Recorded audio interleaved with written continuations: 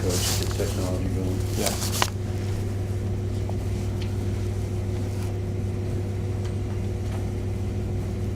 All right, Coach, would you please start us off with an opening comment? I thought IUPUI played a really good game, and I'm disappointed in my team. I thought down the stretch they were the harder playing, more competitive team. I'm giving them great credit.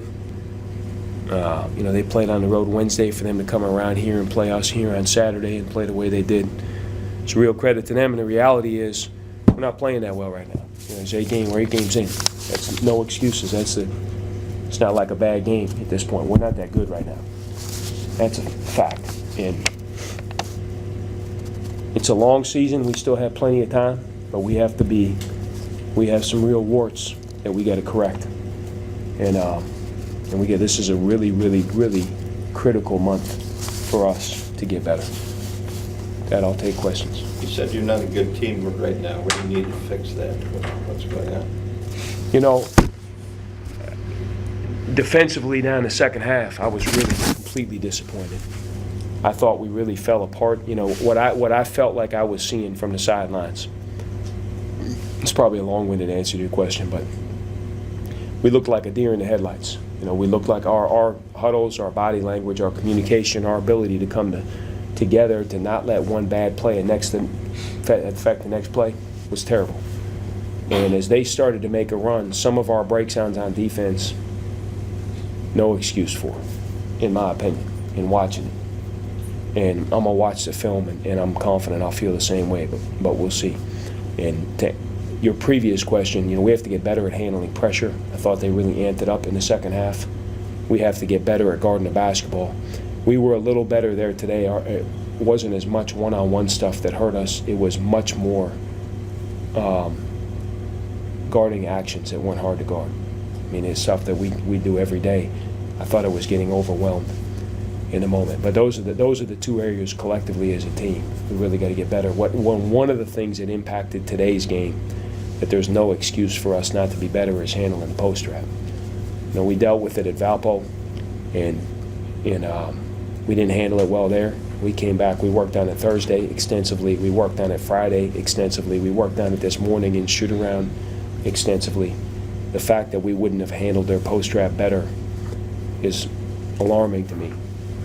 But I thought that was a big story in the game because it completely eliminated our inside play, which is a big part of who we are. For a team that, shoots the ball as well as we do, we should be a team that's hard to trap in the post. And right now we're not hard to trap because we can't get the ball out of the post trap, which is surprising. Something that we have, that's something that really impacted today, but that's really not why we're not a good team. Was IUPUI a team that had trapped other teams coming into this game? They trapped Marquette in the post. They hadn't done it a lot, but it was in their package. It's not like we weren't expecting it. It didn't surprise us. It wasn't that. It's just that we didn't handle it well again. And it's really surprising. Franco, you look at him historically, it's he's been in, for 2 years in a row, if you trap the post, our eyes light up. And why for back-to-back games we've really struggled there is a little bit surprising to me. James, you guys won 21 games last year, and the expectation is that you'll be good again this year. Is it possible that your players have just kind of overlooked the fact that hard work kind of got you where you were last year, and maybe the expectation is that it'll just happen again? I don't think that's the answer. I don't. One of the things I'm questioning myself on is we've been really down on bodies right now. And so we didn't practice as hard or long as we normally would in the fall because, truth be told, we don't have enough to withstand an injury right now. And so I pulled back probably 15 to 20 minutes a day and probably hurt our toughness a little bit in the process. And that's just part of dealing with a team that doesn't have as many numbers as we want to, in particular until Jeremy gets back. I think that goes away a little bit here in the next week to 10 days, or 2 weeks from today, I guess. And But with that being said, you know, like I say to my players all the time, no excuses. We have enough bodies to be better than we are. You know, we should be better than we are. And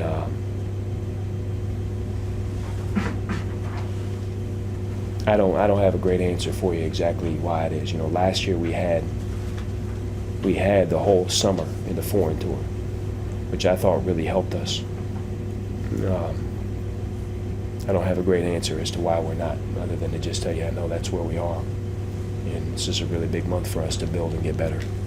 Coach, I heard you some in the second half yelling at guys just about body language, you know, staying up when IUPUI was only 11-1 run or whatever it was. But are you worried about that side of it all, the kind of mental toughness Yeah, part? I mean, that to me, that's a big part of where we're at right now. It's a huge part of where we're at. You know, I'm really eager to watch this film and get a sense.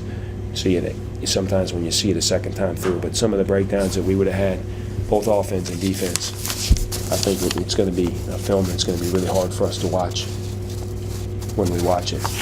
They went on a run, and we looked like a deer in the headlights to me. I mean, I was surprised.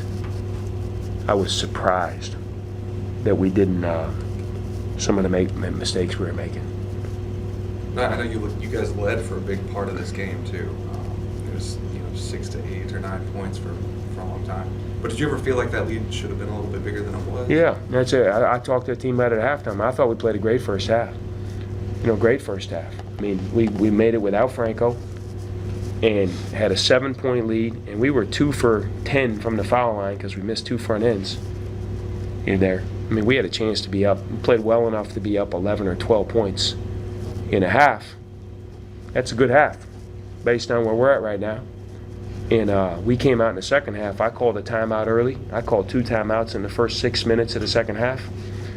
We weren't the same team as we were playing in the first half for whatever reason. And then they started. I called the timeout. And my point to them is we're just trading baskets. We hit some tough shots early. Francis hit a big 3. Taylor hit a 3. We were up 11-9 when I called that timeout in the second half. But I could sense our defense wasn't very good. And then when they made their run, we made some defensive mistakes that were unconscionable to me. And on offense, we really struggled to score. 2 things stood out. One, we couldn't get anything out of our post catches at all. And we were so eager to try to get it back by, one guy trying to make the play on everything. And when we did get good shots, they started to pressure. We hit Ryan on a backdoor layup, and it was too much of the same stuff. Ryan missed a layup, complains about getting hit on the head, and then guess what? We go down and give up a 3 in transition because we're confused. We're disappointed in not getting a call, and that's to me was a story of a lot of the second half, was us kind of being frustrating and letting one thing that happened affect something else that happened in the game. And the game's too fast. It happens too fast. You got to go next play. I don't care if you got hit or not. It doesn't matter. You got to run back and get organized. They just banged a 3. And I thought that landslide, hurt us in the second half. And I thought they played a good second half, but guess what? That's college basketball. Everyone works hard. They're competing their tail off. So is the next team. Do you think the way the refs are calling the game in the post is affecting the way Franco's been playing so far this season? I don't know. I mean, he didn't get him in the post. He got one defending Matt O'Leary on a drive, and then he got charged on the next one. They weren't calls like you're talking about. They had nothing different than the way it would have been called a year ago. He got one kind of reaching in. What about his aggressiveness in the post, John? It certainly messed with his head. I mean, for starters, we could have been up in the second half. We put him back in with 2, and Matt O'Leary, he was real tentative to foul Matt O'Leary started to go off in the first half. And I thought it hurt him there. Whether or not it affected him getting the ball out of the post trap, I don't see that. They're not that big. Like when it's not like they're a shot blocking team. When Franco drives, normally he's going to get a lot more. When you really pressure us, the guys that you're choosing to allow make plays are Taylor and Franco. And like you saw in the Indiana State game, as they really pressured us, Taylor and Franco had really big second halves. And in this game, I thought Taylor finished with 12 points and 5 assists. He took a couple tough ones in there. I get why he was trying to do it, but that's part of our growth as a team. and Franco wasn't able to get going at all. And Tajay really struggled out there, I thought, on offense with the decisions that he made. Not counting Kokomo, you were 0-3 against in-state schools this year. How much does that sting? Yeah, it stings, no question about it. I mean, it stings to me personally a lot. You know, losing to Indiana State, and I have great respect for both programs, but losing to both those guys at home is disappointing for me, and I'm very confident it's disappointing for our fans. How much did you think McCall impacted the game? I know he was on persons a lot down the stretch. A lot. His energy seemed to... I thought he impacted the game a ton with his athleticism, his 13 rebounds, 6 offensive rebounds. I thought he was the most dominant player in the second half. You know, we lost Durrell Combs a few times. Just there's no excuse for it. Not lost him, we played soft on him. You know, 3 threes in the second half where we're playing soft on him. And there's no excuse for that. But I thought DJ McCall's energy, toughness, competitiveness, I thought was the difference in the game. Truth be told, I thought he was the MVP of the game with that. Coach, how do you keep a game like this from getting in a bunch of teenagers, kids' heads? I mean, this is a loss, but it's not your average loss. This is kind of a tough one to digest. Yeah. How do you keep your guys from letting this same? Is this the kind of thing that motivates guys to do something worse to the next guys, or is it the kind of thing that you got to let the work to keep them from, hanging their heads next game? No, I just try to deal with everything honestly. And then you got to look in the mirror. And so my final words to them, I said, you got to ask yourself as a player right now, where's your inside voice? Is it pointing at other people and making excuses, or are you looking in the mirror and being honest with yourself about the things you have to get better? The way a team makes progress is when you're looking in the mirror, being honest with each other, and you lock in at the things you have to get better and you go out and work on them. And the things that don't successful, a lot of what I felt like really hurt us in the second half was when that inside, you can't worry about the refs, you got to let that go. You're going to complain all you want, it's not going to help you, and guess where your focus is? It's not on the game. Same in here. You can point fingers at each other, and you can have a locker room that's doing too much of that. That's not a productive locker room. A productive locker room is I always say confidence is earned, not given. Where real confidence comes from is being honest with each other about the things you didn't do, working to fix them, and then entering the next game knowing that you've prepared the right way. That's where real confidence comes. Fake confidence comes from everything's fine, you're good. That's all right, we're going to come back this next game, all the shots are going to go. That lasts until you get hit in the mouth.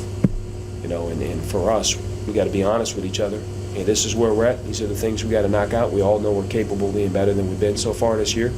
And let's build and take some steps in the right direction. And you put them together enough days like that in a row, that's where you really make progress as a team. That's to me our challenge, is to handle it, approach it that way. How much do you miss Bo Calhoun's leadership? We miss it, certainly miss his and he and Niall were both intangible guys. They were both guys that were good defenders, good intangibles. Niall, sometimes they wouldn't guard him, but we missed his, and I thought he was kind of a charismatic leader for us on the court. He was a great communicator, and Bo was one of our tougher guys, so there's no question we miss them both, and I have great respect for both of them, but I'm also confident we have enough to replace them that, we can be better than we are. Coach, it seemed like there were a few times down the stretch where Taylor kind of got into the paint and couldn't get out of it, couldn't kick out to a shooter or finish his own shots. Did you see that where he was getting kind of stuck up? Yeah, there were a few times where it's a number of teams do it where they don't want to leave the wings when guys drive, and so you get in there and the guys that are driving, puts you in position where you have to make a play. It's not usual where you can drive, kick, and kind of one more and all that kind of stuff. And we got in there in the second half, and to their credit, they were big, physical, and we got some, but we didn't finish enough. Coach, thank you very much. Appreciate you coming up. Good luck Tuesday. We've got a couple of players here. It's going to come in, Trey and Taylor. You guys want to come up? There's a water there for you.